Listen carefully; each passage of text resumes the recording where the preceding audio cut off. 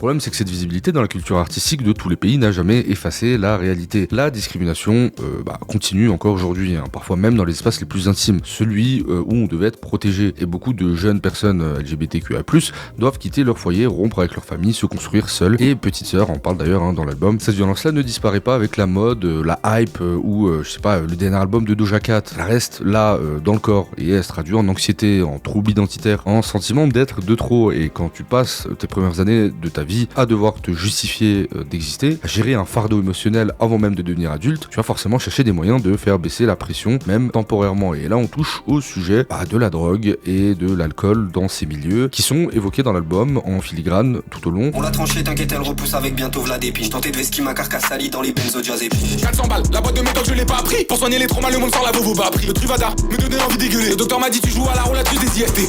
Ce magma, toutes ces drogues n'ont rien changé. Pour se donner un peu d'amour, le môme se mettait en danger. Tous ces coups, cette violence qu'il a engrangée, on fait de lui une carcasse vite si facile à briser.